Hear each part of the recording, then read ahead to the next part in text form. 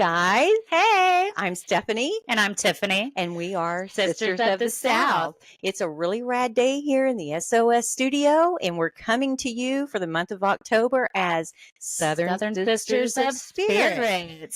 And today we're going to share with you a very creepy true crime story from the 1970s here in Houston, Texas. And he is actually the very first Candyman documented here in Houston. We've already shared the second Candyman that poisoned his son, but there's also another one that did way more damage to the Houston area. And so we wanted to share that story with you today.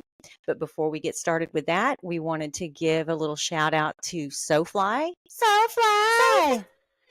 They are a small Houston family-owned company that does accessories for embroidery and lasering for things like keychains, caps, beanies, hoodies, jackets, aprons, and they will take just a regular old gift and they'll make it really special for any special occasion that you may have. So we're going to put their information down in the description box and reach out to them and see what they can do for you. They do fabulous work. They do our merchandise, and we would love to be able to share their talent with you. So reach out to them, see what they can do. And guys, Christmas is coming up and everyone needs a good gift. Yeah, and it's time. It's time to get those orders in because Christmas is right around the corner. Yeah, I need to do that. Oh my gosh. I know. And they are growing, guys. They are really getting the recognition here in Houston. So get out there and get some ideas and get some orders in there so you can get your stuff in time for Christmas. Yeah. Yeah.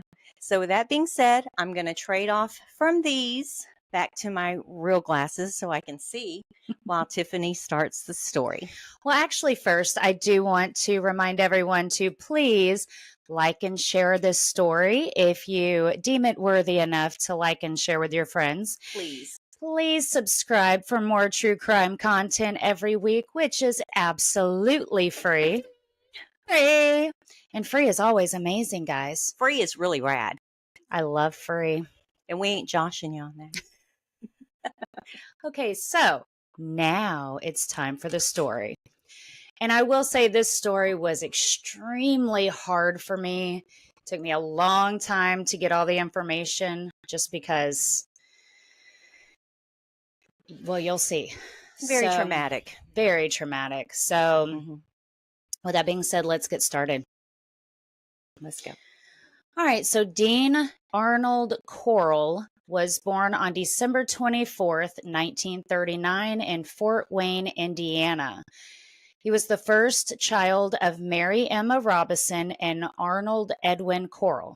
In 1946, Mary and Arnold divorced only to reconcile and remarry in 1950 and moved to Pasadena, Texas, which is a suburb of Houston. However, the reconciliation was short-lived, and in 1953, the couple divorced again, and with Mary retaining custody of Dean and his younger brother. Following her second divorce, Mary married a traveling clock salesman and moved to the small town of Vidor, Texas, where they would open a small family candy company.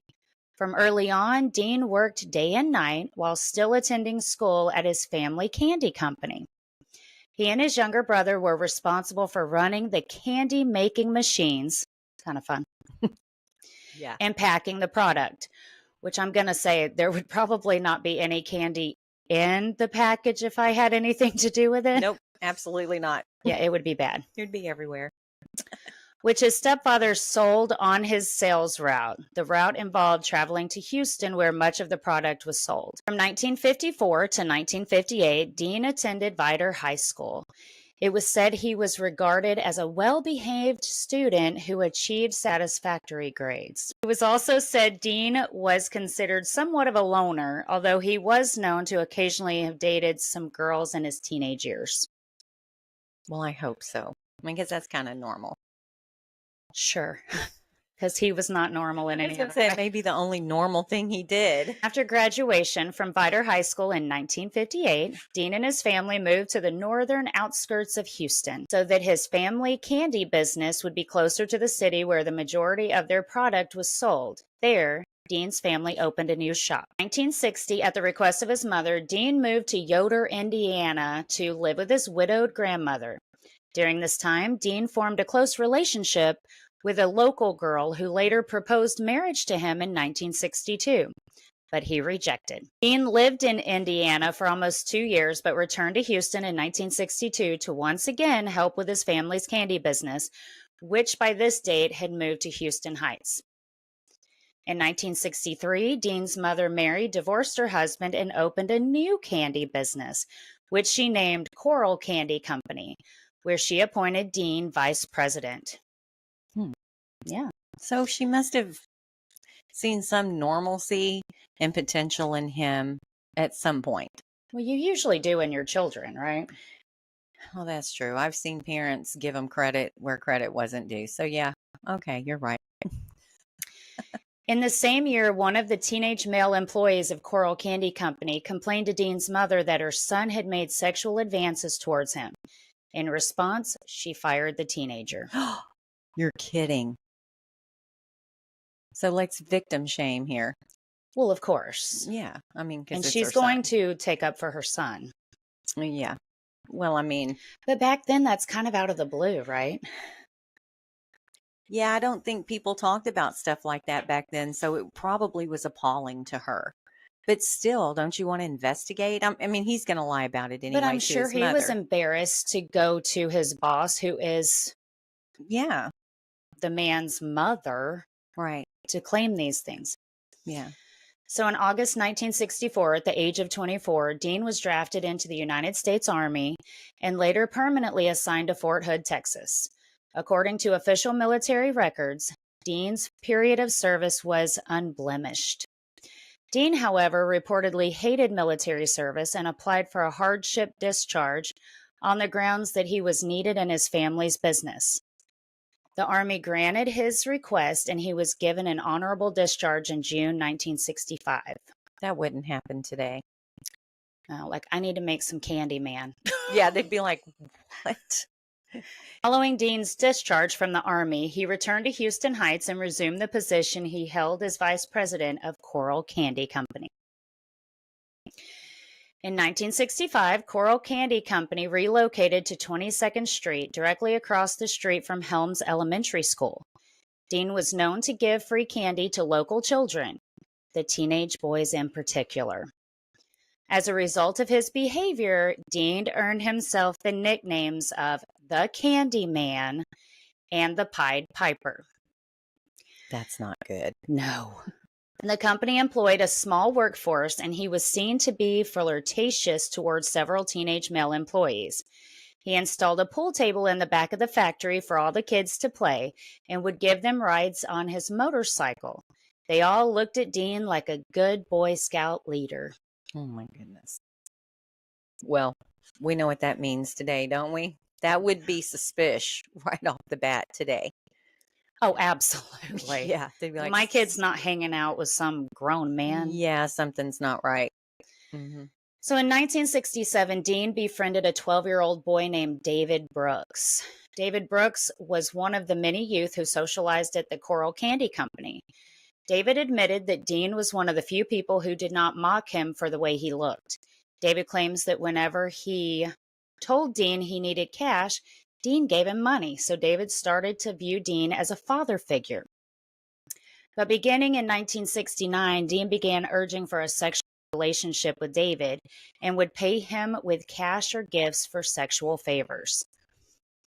In 1970, David's parents divorced, and he moved with his mother to Beaumont, a city 85 miles east of Houston. When he would visit his father in Houston, he would also visit Dean. During this time, Corll Candy Company failed and closed. Dean took a job as an electrician at the Houston Lighting and Power Company, which was known as HL&P. where he tested electrical relay systems. On September 25th, 1970, an 18-year-old college freshman, Jeffrey Conan, vanished while hitchhiking with another student from the University of Texas to his parents' home in Houston. He was dropped off at the corner of Westheimer Road and South Voss near the uptown area of Houston at approximately 6:15 p.m. Dean Corll likely offered Conan a lift to his home, which Conan evidently accepted. Shortly after Conan's disappearance, David Brooks interrupted Dean in the act of assaulting two teenage boys, whom Dean had strapped to a four-poster bed. Dean promised David a car in return for his silence, which was a green Chevrolet Corvette. Dean later told Wayne that he had killed the two boys and offered him $200, which is the equivalent of approximately $1,630 now in 2024, for any boy he could hire to lure to Dean's apartment. So he'd groomed him. Absolutely. And he's a teenage boy. He's not going to turn down a Corvette, money. And that's a lot of money for a teenager. Yeah. Yeah, that's a lot. And especially one where his father's gone, he doesn't have a lot of money. Yeah. And as teenagers, most teenagers don't think about the repercussions down the road. No. At all. You're just living in the moment. Of course. So on December 13th, 1970, Wayne Brooks lured two 14-year-old Spring Branch youth named James Glass and Danny Yates away from a religious rally held in Houston Heights to Dean's apartment. Both boys were tortured and strangled by Dean Corll and buried in a boat shed he had rented on November 17th, 1970. 6 weeks later, on January 30th, 1971, Dean and Wayne encountered two teenage brothers, Donald and Jerry Waldrop, walking toward their parents' home. Both boys were enticed into Dean's van and driven to Dean's apartment, where they were raped and strangled and also buried in the boat shed. So it sounds like his MO at this point is two boys at a time.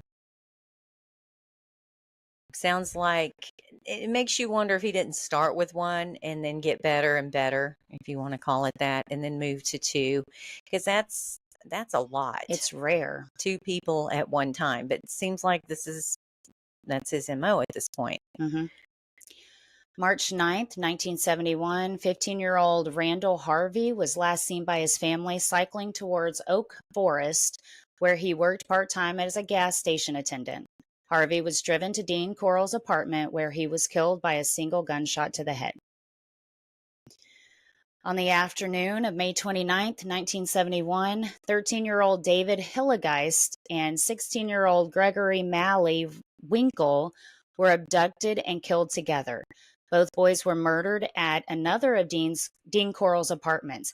And by the way, Dean Corll is renting apartments by the month all over Houston and not staying in one place.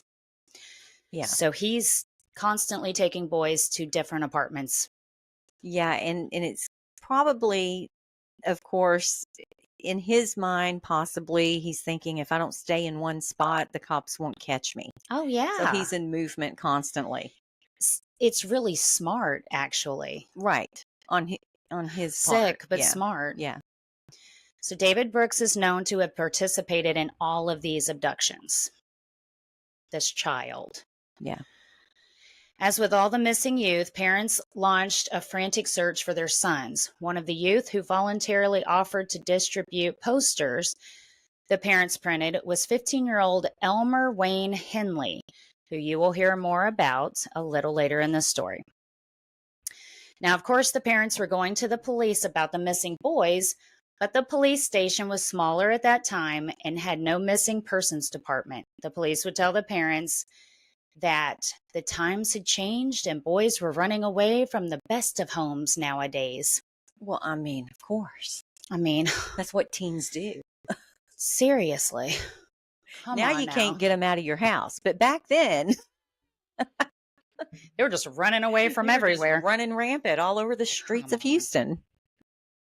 I mean, stray boys everywhere. What a way to get out of doing your job, Houston. Oh, yeah. Well, I Yay. think that happens everywhere now. Like, oh, It does. they're just a runaway. Yeah. This has become a common theme. So it didn't just start. No. Obviously, this has been decades of this crap. Yes. So, yeah. And in my opinion, if you're too young to get a job and make your life happen, because usually that happens at least 18 or older, then go look for them. What Right. is wrong with They these don't need to be cops? on the streets. No. They're children. I don't get it. Oh, don't worry about them. They're just runaways. They'll find their way back. Okay. Mm-hmm. Whatever. Okay, we're going to move on. On August 17th, 1971, Dean Corll and David Brooks encountered a 17-year-old acquaintance of David named Reuben Watson Haney, walking home from a movie theater. David persuaded Haney to attend a party at Dean's apartment, another one. Haney agreed and was taken to Dean's home where he was strangled and buried in the boat shed.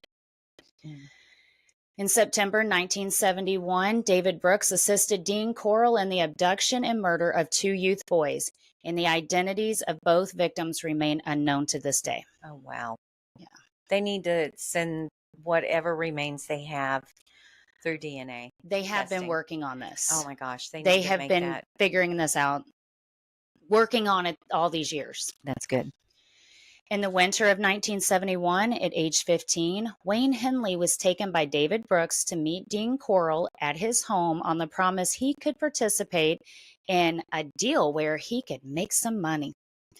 Wayne was an intended victim, but Dean decided that the teen would make a good accomplice. At Dean's home, Wayne was told by Dean that he belonged to an organization based in Dallas, which recruited young boys for a child's ring. Oh, wow. Now, see, that would make me run away. Me- Like far, For far sure. away. I'd be like, what the hell is that? But Wayne Henley was offered the same fee as David Brooks, $200, for any boy whom he could bring to Dean Corll. So he's not going to turn that money down. No. Henley claims he ignored Dean's offer for several months, but in early 1972, he decided he would help find a boy due to his dire financial circumstances. At Dean Corll's home, Dean and Wayne Henley came up with a plan. Wayne Henley lured a teenage boy to Dean's Schuler Street apartment on the promise of smoking some marijuana. Once in the apartment, Wayne helped con the boy into handcuffs.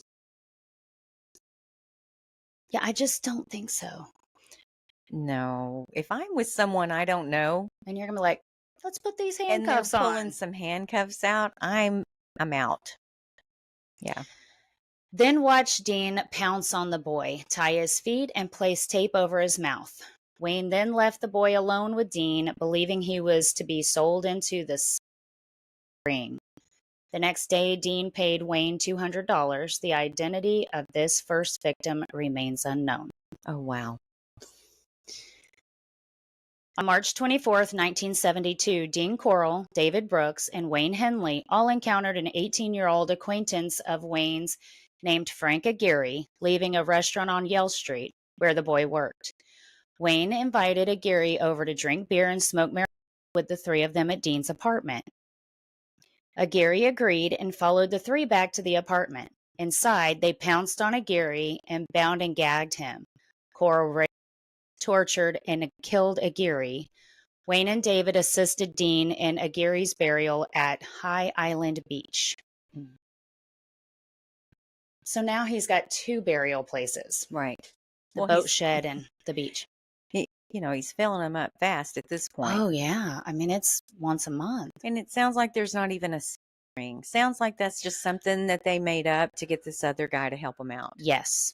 Like, oh, we're not going to do anything but just sell him into this ring and I'll just pay you. Right. And in the meantime, making him a murderous accessory, unbeknownst to this young man, which, let's be honest, his character is questionable anyway.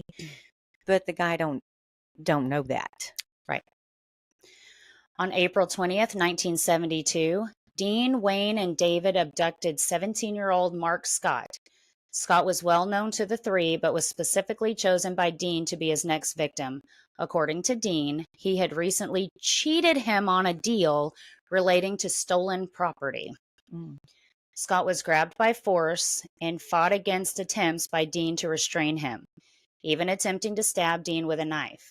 However, Scott saw Wayne pointing a pistol toward him and he just gave up. Scott was raped, tortured, and strangled and buried at High Island Beach. Mm. On June 26, 1972, Dean, Wayne, and David abducted 2 youth boys named Billy Balch and Johnny Delhomme. After being tortured and raped by Dean, Wayne strangled Balch and shot Delhomme in the forehead, with the bullet exiting through the boy's ear. Delhomme then pleaded with Wayne before he was strangled. Both boys were buried at High Island Beach.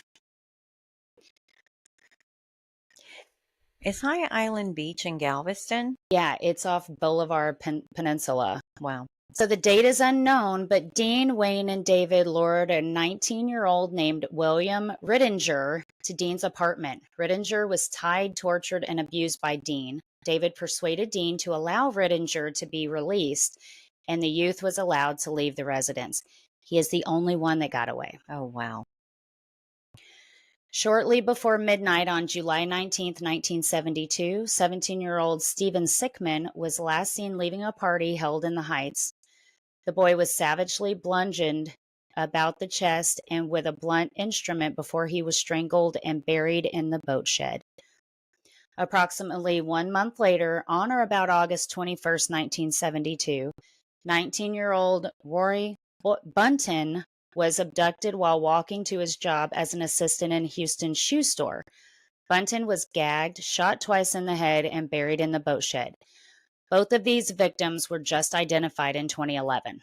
Oh, wow. So they've been working on this for years. Yeah, and there's so many. There's so many.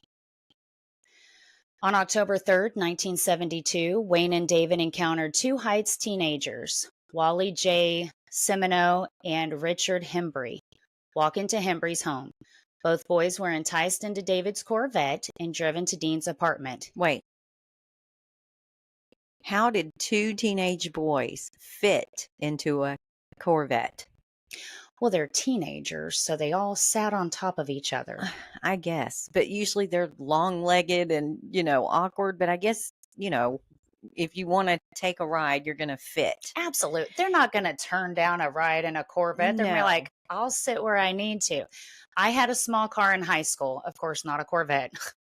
But we fit so many people in that car.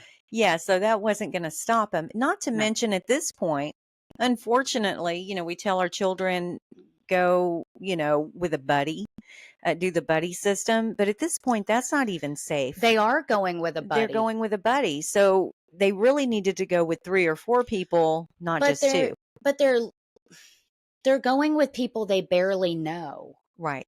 Like, oh yeah, I kind of know that guy. And it's a cool car. And it's an awesome car. And that's why Dean Corll did that. Chose that car. Because he knew teenage boys are going to be drawn to that. What other car would he get? Yeah. Yeah, absolutely. So yeah, this was yet another one of Dean's many apartments. And that evening, Semino is known to have phoned his mother's home and to have shouted the word mama into the receiver before the connection was terminated. My God, I can't imagine her. Oh my God. Oh my God, my heart. Yeah.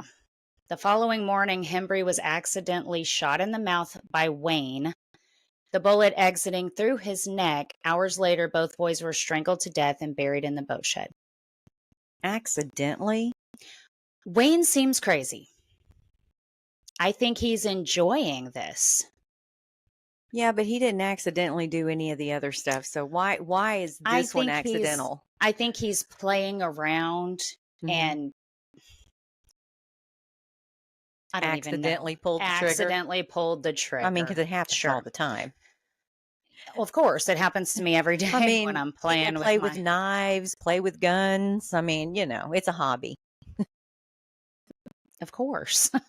Red flag, guys. Red flag. Don't have friends who have a hobby of playing with guns, not shooting guns, playing with them and playing with knives and whittling coffins in their garage. Okay. Red flag. Don't forget that. Oh, man. Guys, pick your friends wisely. For sure. In November 1972, 18-year-old Willard Branch, an Oak Forest youth, known to both Dean and Wayne, disappeared while hitchhiking from Mount Pleasant to Houston. He was gagged and emasculated and buried in the boat shed. Horrible. On November 11th, 1972, a 19-year-old Spring Branch youth named Richard Kepner disappeared on his way to a phone booth. Kepner was strangled and buried at High Island Beach. In January 1973, Dean Corll killed 17-year-old Joseph Lyles, who was known to both Dean and David. I mean, the list just goes on. It's so heartbreaking. And it makes you wonder, was the news putting all of these disappearances out? Because, and it doesn't mean that the teenage boys are going to be aware of the disappearances, but surely the parents watch the news. I mean, for sure back then, you had a routine, and the evening news was one of those things. And weren't they putting that on the news and letting people know? And I know it's different vicinities of Houston, but everybody knows there was only like 2 or 3 stations, especially in the 60s, for the whole Houston area. Well, even us growing up, there were 3 stations. Yeah. And, our mom loved the news. Mhm. That was her thing. She Mhm. slept through most of them, but she got the gist of each one. And I remember watching it, and Houston's huge, so they can only put so much, but there's got to be like a warning, like, hey, parents, you need to pay attention, watch your boys. Something's happening to them. Or be on the lookout for our children. There's someone out there stalking worry them. about them. Why are you just letting this go? Yeah, it makes, and even the newspapers, everybody took a paper. Yes. Was it in the papers? Why wasn't this information out on the streets? They It just makes acted you like, wonder. oh, they're just runaways. They'll be back. Yeah. No big deal. But you would think they'd have taken notice at some point. I mean, at this point, There's so many that didn't, someone clue in, hey, we got a problem here, Houston. Hey, Houston, there's a problem. Jesus. It's horrible. Yeah. Times have changed, folks. Be glad for social media at this point. Absolutely. You can get anything out there. I mean, we're even on here. Yeah. Talking about it now. If we had this back then. Mm-hmm. So there were no known victims killed between February 1st and June 4th of 1973. Dean Corll is known to have suffered from hydrocele in early 1973, which may have contributed to the inactivity. Hydrocele is an accumulation of fluid in a body cavity, the most common being around the testicles. I mean, what? If that's not fitting. That is perfect. Ugh. It saved some lives. It did, and I'm sure a lot. Yeah. It is also known that his accomplice Wayne Henley also temporarily relocated to Mount Pleasant in an effort to distance himself from Dean Corll, which may be another reason for the sudden lull in killings. Yeah, because you think about it, obviously we talked about earlier that his MO seems to be 2 boys at a time, and it's going to be easier to accomplish that with help. Not just that, he's got young teenage boys helping him lure them, like, hey man, you want to go party? It's going to be weird even back then if an older man comes up and is like, hey man, you want to go hang out over here in my apartment? Right. He needs those boys. Yeah. And from what it sounds like, Wayne Henley really enjoyed this. He was of course he was abused by Dean Corll himself. Right. But he kept coming back and kept doing this. Well, he had a car. He was getting money. Well, no, he wasn't the one with the car. Oh, it was the other. That was David Brooks. So, but they're partying. But they're making money. So, Dean Corll's paying him well as a teenager. Mm-hmm. So, thank God that there was some conviction, that they put some distance at some point.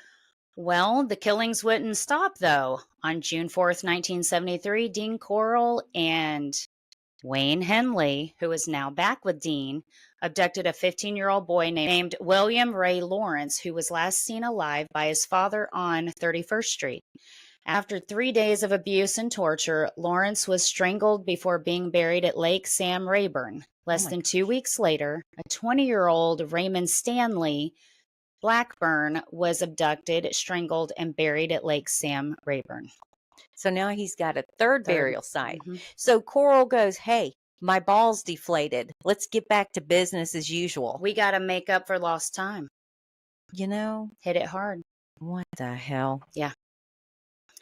On July 6, 1973, while attending classes at the coach's driving school, Wayne Henley became acquainted with a 15-year-old boy named Luis Garcia.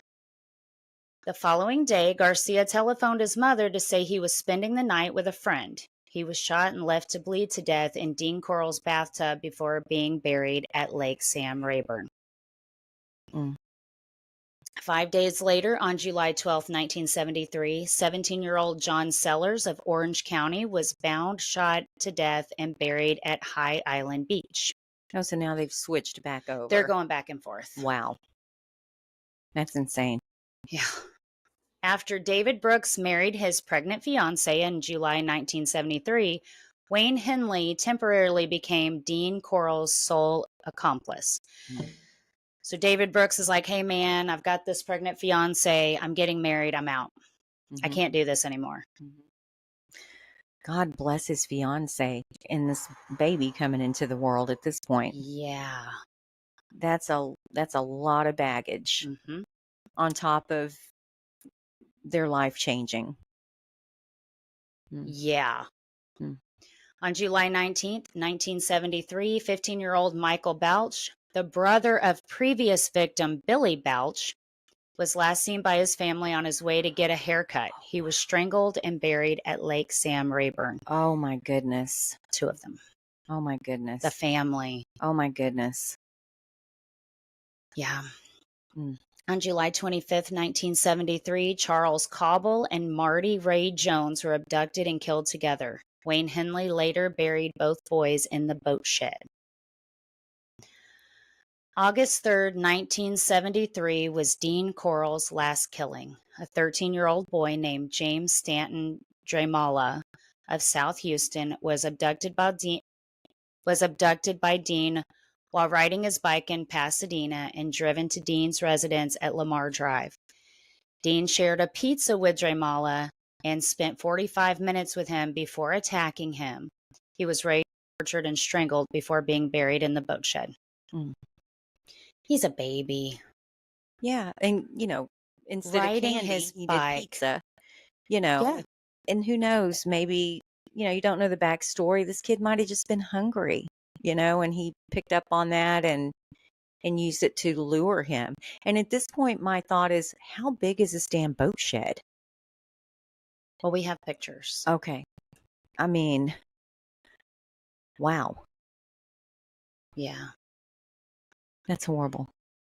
And I think they were all kind of buried on top of each other. Yeah. So, the end of Dean Corll. On the evening of August 7th, 1973, Wayne Henley invited a 20-year-old Timothy Curley to attend a party at Dean Corll's Pasadena home as an intended victim. The 2 boys arrived at Dean's home, where they sniffed paint fumes and drank alcohol until midnight, before leaving the house, promising to return shortly. They picked up a friend, 15-year-old Rhonda Williams, who had been invited to join the boys at Dean's home. Now, she had been abused by her father and kind of left, so they picked her up and invited her back. The 3 arrived back to Dean's residence at approximately 3 a.m. on the morning of August 8th. Dean was furious that Wayne had brought a girl back to his house, because we don't bring girls back. A girl? Ugh, a girl? What in the world? Telling him in private that he had ruined everything. Dean appeared to have calmed down and watched for about 2 hours as the 3 teenagers sniffed paint fumes, smoked marijuana, and drank beer until they passed out. Now that's creepy. It is creepy. Some dude just watching y'all party? Come on now. And the thing is, there's a couple of people in this group that knows this guy's a weirdo. So I wouldn't be putting myself in that situation for sure. Yeah. for sure, because obviously Dean Corll is not trustworthy at all. He's a pervert. Yeah. But let's be honest, those boys' egos were probably rampant at that point. Well, Wayne Henley awoke to find himself lying on his stomach while Dean Corll snapped handcuffs onto his wrists.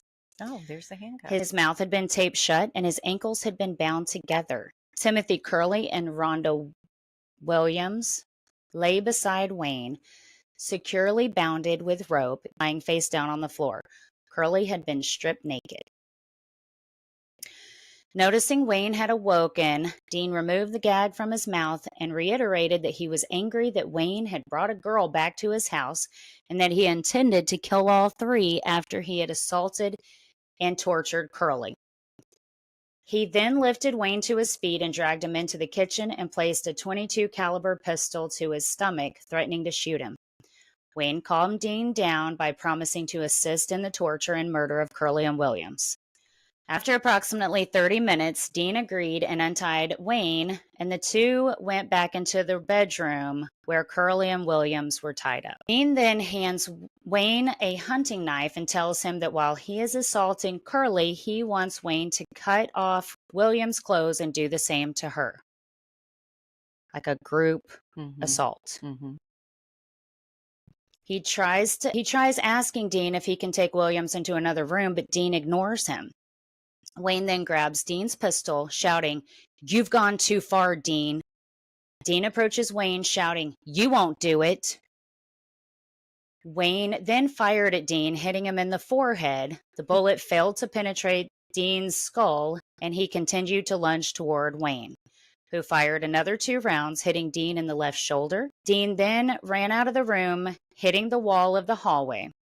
Wayne fired 3 additional bullets into his lower back and shoulder as Dean slid down the hallway outside the room where the 2 other teenagers were bound. Dean Corll died where he fell, his naked body facing the wall. Okay. Shot by his own accomplice. Yep. Yeah. Good enough for him. Unfortunately, though, in this scenario, we always want to see justice all the way through towards the end. But I'm going to be honest. He got what he deserved. Oh, he did. Yeah. Way too late, though. Way too late. Yeah. Agreed. So at 8:24 a.m. on the morning of August 8th, 1973, the call was made to the Pasadena Police Department from the hysterical 17-year-old Wayne Henley. In this call, Henley blurted to the operator, "Y'all better come here right now. I just killed a man." Patrolman A.B. Jameson raced over to 2020 Lamar Drive, where he found 3 teenagers, Wayne Henley, Timothy Curley, and Rhonda Williams. Upon entering the house, officers found 33-year-old Dean Corll naked and dead, having been shot 6 times with bullets lodging in the chest, shoulder, and head. Detectives arrived to examine the crime scene, noticing it had been rigged up for a special purpose. There was plastic sheeting covering the carpet to protect it from dripping blood. Bedding on one single bed was all tangled and disarrayed. The most sinister was the large, thick plywood board with several handcuffs, ropes, and cords attached to it. Oh, wow. On the floor was a bayonet-like knife, binding tape, glass tubes, petroleum jelly, and 8 pairs of handcuffs. Oh, my gosh. In the shed in the backyard, there was a plywood box with drilled air holes cut into it and some strands of human hair inside. Neighbors said that house had belonged to Dean Corll's father, who let his son take over the house when he had moved away. Dean had taken care of the house and had done nothing to arouse suspicions. Okay. Yeah, because he had apartments all over Houston, everywhere. So he never used the house. Yeah, he never showed up there often. No. The next day, August 9th, 1973, David Brooks showed up to the police station with his father. David tells police that Wayne Henley isn't telling the whole truth. Now, there are stories where David denies it. But then there's the interviews that I watched saying, no, Wayne denied it all. David came in and said, nope, this is what actually happened. And he came in with his father. And that had to be heartbreaking for the father. The father, the fiance. Yeah. Yeah. But, the But, father you have to give all respect to him. I know he did a lot of bad stuff, but he was like, no, we're going to put this to rest. Right. And I'm sure his father had a lot to do with him going in and telling the truth. The truth that probably the closest to the truth you're going to get, other than what the DNA brings us. Yeah. Right. Well, he went in to the police station saying Wayne Henley is an accomplice. He is not a victim. This is when Wayne Henley decides to finally confess. Wayne tells police that for almost 3 years, he and David Brooks had helped abduct and later murder teenage boys for Dean Corll, some of whom had been their own friends. And actually, Wayne Henley was known to, he told his friend Corll that was assaulted by Dean Corll the day that he killed him, that if you had not been my friend, I would have made $200 off you. Oh, wow. Thanks. Right. I mean, how do you take that when someone says that to you? Well, like, oh, there's wow, going to okay. be some survival guilt there too, I'm sure. Oh, absolutely. Yeah. How did I get out of this? Yeah. So he also stated to police that Dean had paid them $200 for each victim. Wayne agreed to accompany police to Dean's boat shed, where he claimed the bodies of most of the victims could be found. Upon opening the boat shed, police found a half-strip stolen car, a child's bike, a large iron drum, water containers, 2 sacks of lime, and a large plastic bag full of teenage boys' clothes. Police began digging through the soft, crushed shell earth of the boat shed and soon discovered the body of a teenage boy encased in clear plastic and buried beneath a layer of lime. Police continued excavating through the earth of the shed, unearthing the remains of more victims in varying stages of decomposition. Most of the bodies were wrapped in thick, clear plastic sheeting. Some victims had been shot, others strangled. David Brooks agreed to accompany the police to Lake Sam Rayburn, where 2 more bodies were found. And both David Brooks and Wayne Henley accompanied police to High Island Beach, where more bodies had been buried.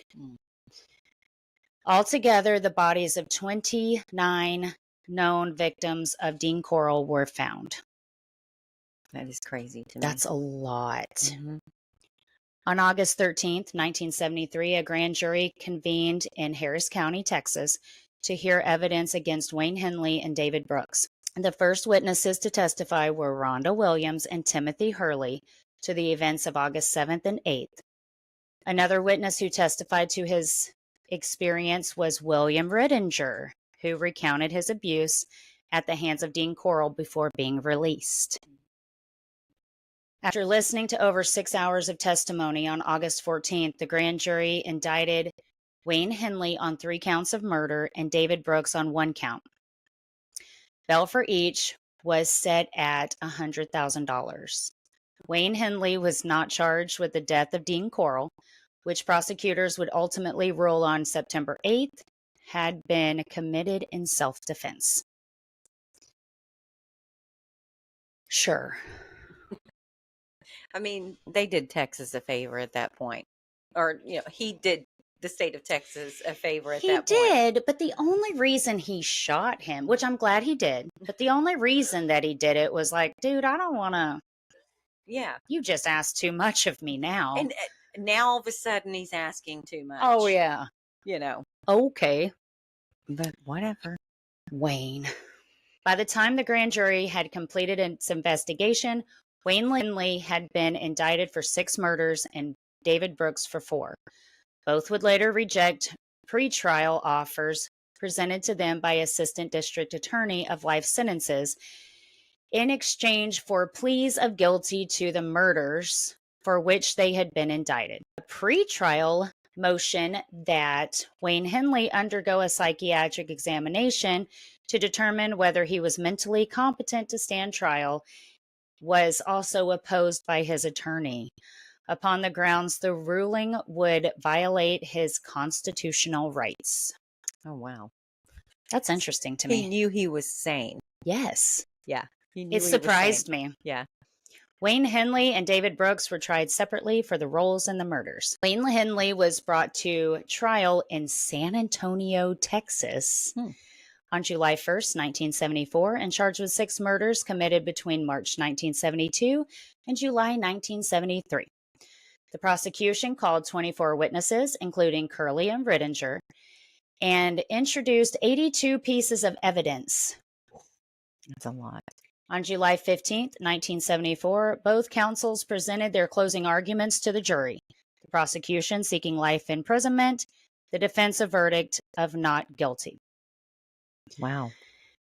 In his closing argument to the jury, the district attorney apologized for his not being able to seek the death penalty. The jury deliberated for 92 minutes before finding Henley guilty of all 6 murders, for which he was tried the following day, July 16th. Formal procedures to sentence Wayne for the 6 guilty verdicts began. On August 8th, the judge ordered that Henley serve each 99-year sentence consecutively, totaling 594 years, and he was transferred to the Huntsville unit to formally begin his sentence. Which is where he needed to be. Wayne appealed his sentence and conviction, of course, contending the jury in his initial trial had not been sequestered, that his attorney's objections to news media being present in the courtroom had been overruled, and citing that his defense team attempts to present evidence contending that the initial trial should not have been held in San Antonio and also been overruled by the judge. Wayne's appeal was upheld and he was awarded a retrial in December 1978. Where did he want it to be held? In Houston? Well, yeah.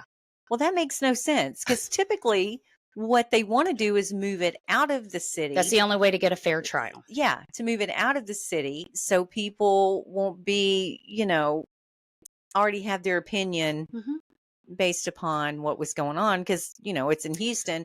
Obviously, the media knew about it. He was going to fight it no matter what. Wayne's retrial began on June 18th, 1979. The second trial was held in Corpus Christi, Texas. Wayne's attorneys again attempted to have Wayne's written statements ruled inadmissible. However, the judge ruled written statements given by Wayne on August 9th, 1973 as admissible evidence. The retrial lasted 9 days. On June 27th, 1979, the jury deliberated for over 2 hours before reaching their verdict. Wayne Henley was again convicted of 6 murders and sentenced to 6 consecutive 99-year terms. Yay. Yeah. So David Brooks was brought to trial on February 27th, 1975. He had been indicted for 4 murders committed between December 1970 and June 1973, but was brought to trial charged only with the June 1973 murder of 15-year-old William Ray Lawrence. David's defense attorney argued that his client had not committed any murders and attempted to portray Corll and, to a lesser degree, Wayne Henley as being the active participants in the actual killings. Now, which is not true. Mm-hmm. I mean, he was clearly part of it from the very beginning. Right. Assistant District Attorney dismissed the defense's contention outright, at one point telling the jury, "This defendant was in on the killings, this murderous rampage from the very beginning. He tells you he was a cheerleader, if nothing else. That's what he was telling you about his presence. You know he was in on it." Oh, absolutely. Yeah. Well, he knew about it. So he should be held responsible at the bare minimum because he knew what was going on and didn't call the police. He didn't just anything. know about it. He was luring these people in his car. Right. He was being paid for it, and he knew what was happening. He walked in on it. So this is one of those, people who are not remorseful at all. If they're going to fight that they're not guilty under these circumstances, fry them. Come on, Texas. Give me some good news here. So David's trial lasted less than 1 week. The jury deliberated for just 90 minutes before they reached a verdict. He was found guilty of Lawrence's murder on March 4th, 1975, and sentenced to life in prison. David showed no emotion as the sentence was passed. He didn't care. Although his wife burst into tears. Well, I mean, yeah. of course. Brooks also appealed his sentence, contending that the signed confessions used against him were taken without his being informed of his legal rights. Oh, well, of come course. on. But his appeal was dismissed in May 1979. Wayne Henley is serving his life sentence at the Mark Stiles Unit in Jefferson County, Texas. Parole applications dating from July 1980 have been denied. Good. He is next eligible for parole in October 2025. Come on, Texas. Don't let us down. David Brooks served his life sentence at the Terrell Unit near Rosharon, Texas. He died of COVID-19 related complications at a Galveston hospital on May 28, 2020, at the age of 65. Brooks is buried at Captain Joe Byrd Cemetery in Walker County. So there are possible additional victims. 42 boys had vanished from Houston Heights between 1970 and Dean Corll's death in 1973. Former workers at Corll Candy Company recalled Corll doing a lot of digging in the years leading up to 1968, when his mother's third marriage was deteriorating and the firm was failing. Corll stated he was burying spoiled candy to avoid contamination by insects. He subsequently cemented over the floor. He was also observed digging in waste ground that was later converted into a parking lot. Great. Former workers also recalled that Corll had rolls of plastic of precisely the same type used to bury his victims. Moreover, co-workers at HLMP also stated that from the earliest days of his employment, Corll had repeatedly retained coils of used nylon cord that would otherwise have been discarded. This brand of cord was the same type used to strangle and bind the bodies of many of his victims. Wow. The suspicion is that Corll began killing much earlier than 1970 and had been abusing youth prior to this date. Oh, of course. Because let's be honest, by the time you're getting up to 2 victims at a time, you've already got a routine. You've done it. Because you're not going to go in on 2 victims your first time. I mean, more than likely, that's not going to happen. So this guy decided, hey, I need some accomplices because I need to up the ante. Well, he's getting older, right? Yeah. He was in his early 20s when he was, hey, guys, you want to play pool and eat some candy? Yeah. And he was getting older, so he needed someone to help him lure these boys in. Like, hey, I'll get you something to... Yeah, and he evidently had the money to be able to purchase cars and, fund some money because he had apartments all over Houston. So, and another reason why I think he, of course, was a little more experienced is he had different apartments all over Houston. So he knew to shift and move throughout the city. And again, Houston was even big back then, folks. So, Yeah. He was smart enough, if you want to call it that, to move throughout Houston. He really, that's the scary part. He really was smart. He got away with it for a while and took a lot of boys' lives. And probably a lot longer than we even possibly know. Can't even imagine. And how many, if he had not been shot and killed, how many more would have been in his path? That's so scary. Now, I feel for the boys, his accomplices. They were young boys when he started, and he groomed them to that. But you have to say at some point they're hardened and desensitized to those things. So they're going to keep doing it as well. Right. And you don't know what their background was either. Right. Had they already been SA'd at any point in their life and this was just kind of some normalcy, they were already on that path anyway. And they all just happened to find each other. Because it didn't scare them away. Yeah. They kept coming back for more. Yeah. And I'm sure Dean Corll knew that they were vulnerable in that way, and that's why he picked them. So yeah, interesting. It's just heartbreaking. I will say that there are more details online that you can find regarding the way he murdered his victims. I could not. I cried. I could not put those details in this story. If you want to know Yeah. what they are, you can find them. He It completely made me tortured them. sick. Mm. It was bad. Yeah, Just heartbreaking. he got exactly what he deserved, and he didn't deserve to breathe another day's air, really. He So got an easy death. yeah, he really did. Not torturous. No, he deserved way much more, but Mm-hmm. it is what it is. At Yeah. least he's gone. Yeah. We didn't have to pay for him Right. sitting there. Absolutely. Because we know he'd have gotten the death penalty in the state of Texas anyway. But again, taxpayers' dollars would have paid for him to breathe. And you folks know how I feel about that. So, in these scenarios, just get rid of them. So, Yep. yeah. So, guys, that is the story for today. Candyman #1 in Houston. Sadly, we have 2 Candymen.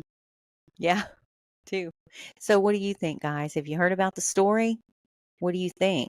Do you think that Dean Corll got what he deserved, or do you wish he'd have been kept alive and put through the trial to see what the jury would do to him, and he had ultimately ended up in Huntsville prison, which is torturous in itself.